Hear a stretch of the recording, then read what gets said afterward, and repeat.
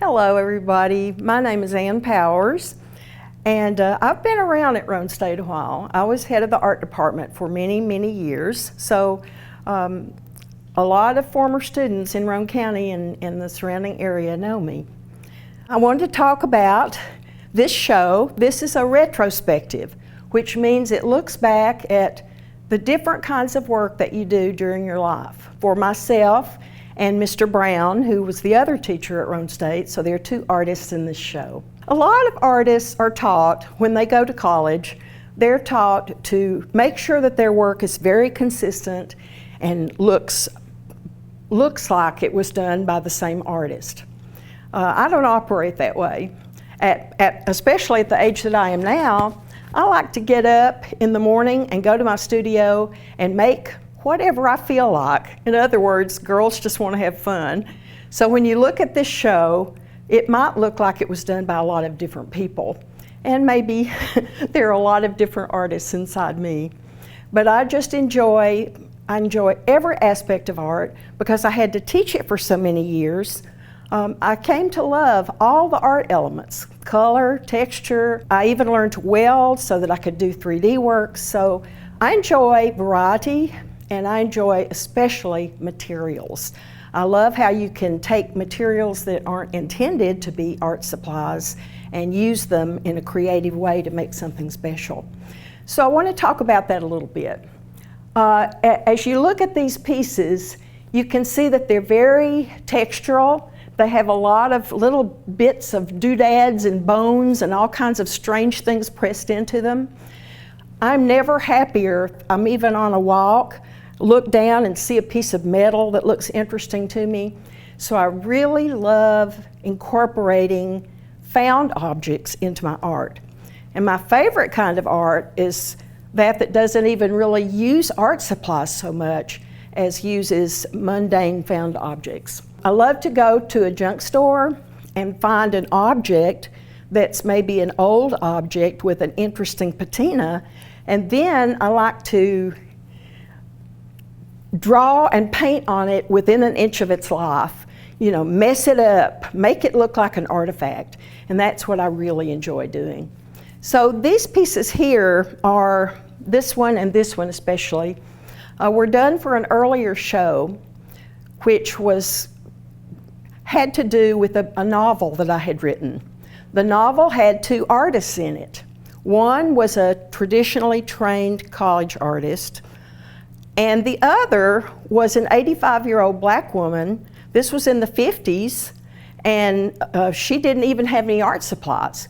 So her favorite way of making art was to go pick up little bits and pieces of things. These are her mop strings and little beads and just things that she's found and picked up and put in her pocket.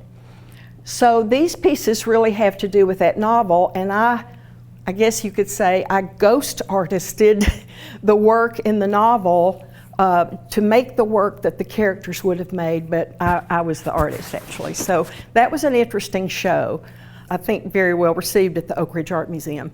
I began my art career actually, I was going to be an illustrator, and then I got interested in watercolor early on. So I was actually won some awards in the American Watercolor Society and the Tennessee Watercolor Society, and was really a watercolorist for many years. And then I began to crave other things. I learned about 3D animation, and I wanted to go back into my traditional work and do some 3D with that and combine those worlds. So here are some watercolors. This is fairly new, and if you look at this up close, it's supposed to be an artist's mind with all the crazy tangles going on inside your creative mind. So that's just really a traditional watercolor. This one is called Cells, Souls, and Molecular Minds. I really believe that the spiritual world is in every cell, you know, about the spiritual undercurrents of the world.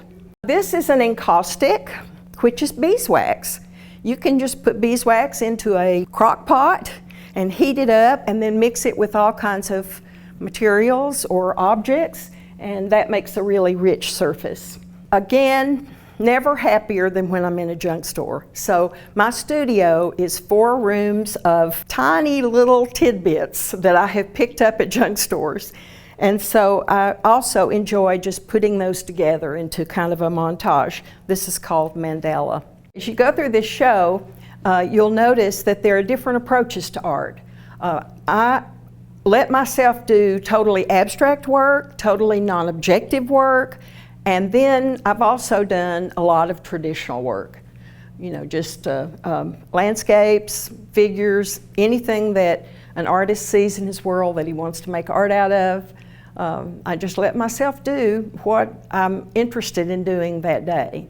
The other artist in this show is my dear colleague, Mr. Jim Brown, who we taught together for many, many years and got along very well. I'm not worthy to shine his boots as far as being an artist is concerned, because he is one of my most admired artists. He does also a variety of things. He will do landscapes that are actual subjects, but he does them, notice, in a very simple, lyrical way. And then he also does non-objective work. That is, that's art in which the art elements themselves are the subject. So it's not really a painting of something, but more a painting of a beautiful space and colors that entice you in. Mr. Brown didn't have many pieces in this show because a tornado came and blew away his work. And so he had lost a lot of his work, unfortunately, and his work is fantastic. Some of these pieces are owned by Roane State, so they'll be here for you to see as the years go on. These ladies are from the book that I wrote, Smoke from Small Fires, and there were 3 female characters in the book. I had bought these dress forms, very old vintage dress forms, beautiful in their own right, a few years back, and I never really figured what I was going to do with them, but when the book came along, I found my characters, and so did sculptural work based on these dress forms and based on the characters in the novel. I want to talk a bit about this piece because it kind of explains everything else. All artists have a journey through their life, through their work, and one thing leads to another, but everything that you do in your life, art-related or not, informs the art that you make. This piece is called Lumbermen's Daughters, and it's me as a child and my girl cousins who were the daughters of 3 lumbermen. I grew up in the shed of the lumber business, playing with materials. Concrete and glass and lumber, and that was my world. So that really informed the work that I like to do now, because I'm a material girl. I love working with all kinds of materials. So on that thing about materials, I just love trying all kinds of materials. So recently I've gotten into things like concrete. I love to pour concrete into shapes and embed elements into them and paint on them. So these concrete pieces are called men's work, and it's the kind of things that men like to involve themselves in and the kind of work that they enjoy doing. So on with the materials thing. I learned to weld, and so I love going to junk stores that have lots of messy metal parts, and then sticking them together is not real easy because you have to learn to weld to do that. These pieces are pyramids that are pointing into the heavens, and they speak about the different ways, the different religions and beliefs that people employ to get to the ethereal heavenly plane. Again, my favorite thing to do is to make something out of nothing. To just pick up pieces of cardboard and foil and little nature objects. This is Through a Glass Darkly, about my dad going to heaven. This piece is about the sinking economy. These are sticks that have been stitched. These are actually drawings or art that has been printed on fabric and stuffed. Again, materials are important in my work, and these pieces are 4 of a series of, I think, a dozen that are about the character in my book, the emotional, she went through a lot of emotional trauma. And so I did this series of paintings on her emotional states. But what I love about these is they're done on old roof tiles that are rusted metal. So again, I just love to repurpose things and make art out of them when they weren't intended that way at all. A lot of these little boxes, again, not much money spent on art supplies on these because, you know, it's just things that I collect and paint little shapes and really, again, making something out of nothing. A lot of times I'll take Amazon boxes and paint several layers of paint on them and then add things into them, so I'm really not spending a lot of money on art supplies. I like making these little things, just taking felt and painting on it and stuffing them and making little interesting sayings or happenings in everyday life out of those. This is a particularly interesting series, and actually it's not here. This is one representative piece of it. There were 13 of these.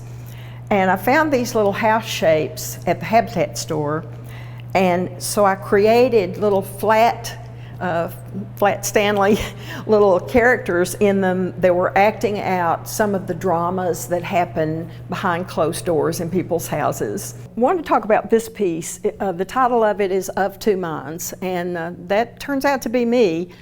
I never ever in my life thought about writing. It just was not in my skill set, and I never thought I would do that. But my mother was ill, and I was by her bedside constantly, and I couldn't go to my studio. So I was having a creative crisis of great proportions, and I spied a laptop, and I thought, I can use words just like I use art elements. So I sat down and started tipping, and I wrote a novel, and it got published. So this piece, Of Two Minds, is really personal for me because I started out as an artist. I'm still an artist, but then I became a writer, and so I'm kind of wearing 2 hats, doing 2 things, and I can't really do them at the same time. So I kind of have to go into studio mode and make art, and then I put that in the back of my mind, and I go to my writing corner and begin to write and meet a publishing deadline. So. I don't know if that makes me a jack of all trades. It may make me weaker. I don't know. I'm not sure about that. But I have found that all the things that you do in your life inform everything that you do. And the art that I make certainly informs my writing, and my writing comes back into my art. I got to go to Stanford and teach animation for 6 summers. And when I came back, I found myself incorporating my 3D animation, my understanding of the 3D world, into my traditional artwork. So it all kind of rolls together and makes this one crazy expression of an individual. And that's me. So thank you for listening. Find something creative to do. It's everybody. I firmly believe every person has something creative that they can enjoy if they can just find out what it is. So look for your creative joy. Thank you.